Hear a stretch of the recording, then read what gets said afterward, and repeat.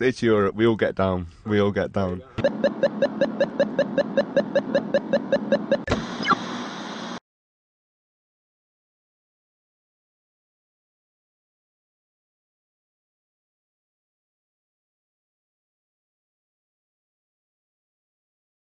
I'm Xeni Jardin, and you're watching Boing Boing TV, and with us here today is a very special guest. Where? Right here, Russell Porter from across the big pond. Hello there, everybody. How are we all? Boing Boing TV. Salute.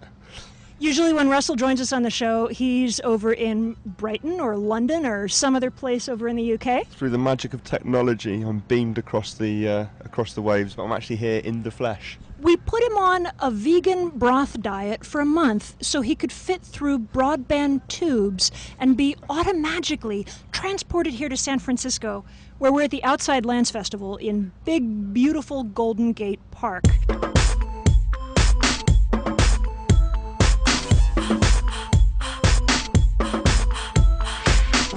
There's a lot of acts that are going to be playing here over the next few days. What are some of them, Russell? Oh, well, Radiohead, obviously, Wilco, Steel Pulse, Mr. Hibbert, Toots and the Maytals, Cold War Kids. Wilco and Beck. And Beck, of course, Mr. Jansen. Rick Farman is the creator of Outside Lands, and... Hi, how you doing? Howdy. Rick, you're a really busy guy, and we really appreciate you taking some time out of your prep. My pleasure. Awesome. So you're going to drive us around in the... Let's do it. We're in the golf cart here. Let's take a little tour. Rick, how did the idea for this project come about?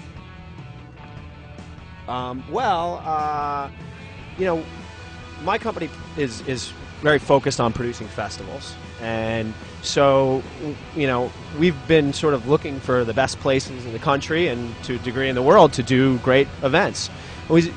Always thought San Francisco is a city that has a great musical heritage. Why is there not, you know, a great music festival? This place needs an awesome music festival. And a big music festival, and a festival that sort of attracts top headline talent, where you can get really creative, do all sorts of different interactive activities. We're behind the main stage, essentially, which we call the Land's End stage. This is where Radiohead, Tom Petty, Jack Johnson, you know, and 20 other acts will be performing. And this is the polo field. In the distance over there is Speedway Meadow, and then there's another field over there called Lindley Meadow. And basically those three fields have never been used for a large-scale, ticketed, multi-day kind of big festival event ever in this city's history. What did you take away from other festivals that you've brought into the programming and to the sort of structure? No, tons of stuff.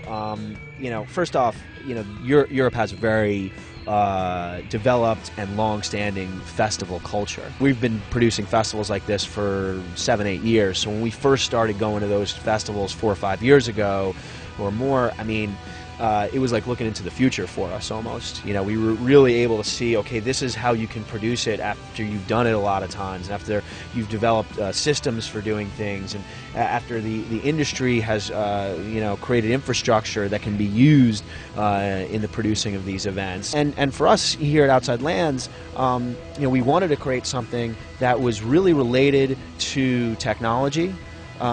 Specifically because, you know, we're sort of in the heart of the American technology movement in a way, being in San Francisco and in the Bay Area and right down the block from Silicon Valley.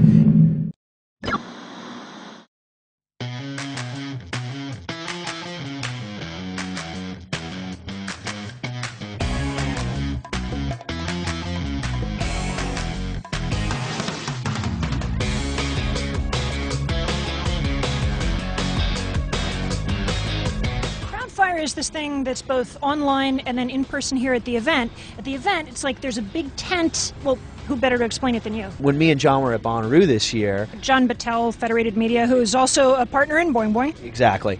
You know, we're sitting there watching Metallica on stage, and here are, you know, 500 cell phones, you know, in the air going like this. And that's where the logo came from, is actually a photo that John took that night, you know, of... you know, somebody in the air with their camera going like that.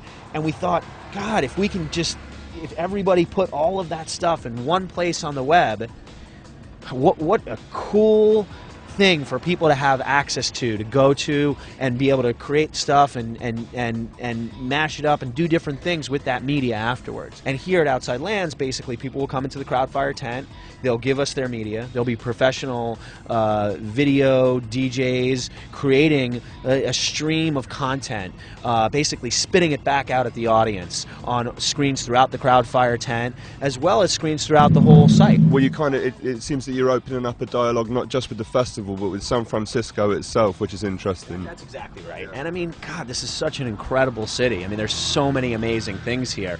Just this park, you know. Speaking as an Auslander, as I am, an Icelander, no, an Auslander, an Auslander. He's from the UK. They use funny words there. It's German, but it's Europe. We all get down. But I always identify San Francisco with everything that kind of happened with during the '60s, the whole kind of West Coast scene. Is that something that's still relevant amongst bands from San Francisco, or do you think it's something that is kind of it's there and it's a part and parcel of it, but it's something that they've kind of moved away from? In a way, I don't know how it can't be relevant. You know, I don't know how that can't seep into some of it.